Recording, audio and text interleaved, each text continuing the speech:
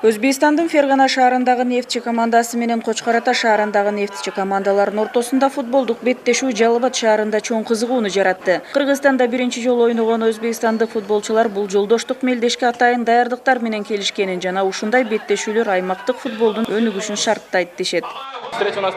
Биз Жалал Абадка биринчи жолу келип жатабыз. Бизди тосуп алуу жана уюштуруу иштери жогору деңгээлде даярдалган. Колдоочулар да жакшы маанайда колдоп жатат. Жакшы даярдыктар менен келгенбиз. Эми калганы алдыдагы оюндарда билинет. Биз аракет кылабыз мыкты оюн көрсөтүүгө.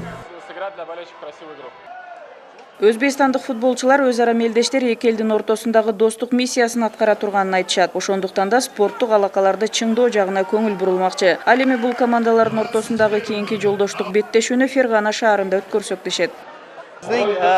Өзбекстан жана Кыргызстан футбол жетекчилери жолугуп достук мамилелерин бекемдөөгө чоң салым кошушту. Достук учурашуусу башталышы болот. Биздин командаларыбыздын Кыргызстанга келүүсү дагы көбөйөт. Муну менен Азия футболунун өркүндөлүшүнө салым кошобуз.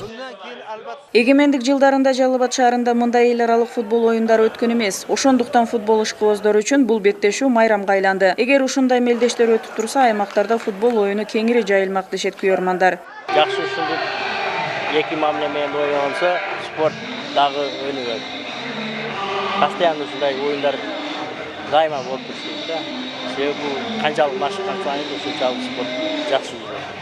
Достук беттешүү эки нефтчи командалар экен. Өзбекстан нефтчиси менен биздин нефтчибиз. Жакшы мына эки элдин ынтымагын ушул жерден көрсөтүп, мына азыр жакшы ынтымак болуп аткан немеси күбөсү болуп атат. Бу жерде да жакшы оюн, жакшы бардык элдердин самайы жакшы, жакшы кабыл алышты.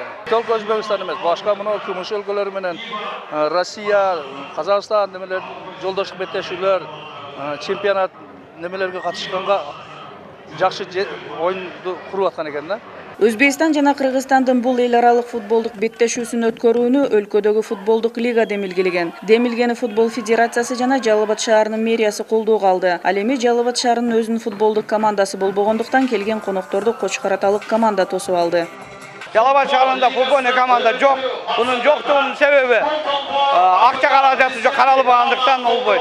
Эгер акча жаты каражаты Кудай буйруса 2010 жылга экинчи немеде 6 айлыктан кийин 9 айлыкта каралат да, эгер каралып калса команда даяр, тренерди башка жактан алып келебиз деп атат.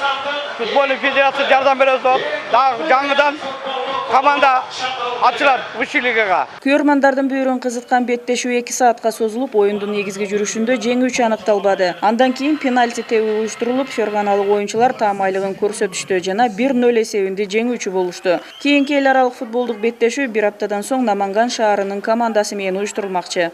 Тазагүл Шамшиева, Улукбай Мырзаев, Жалал Абад облусу, Нью ТВ.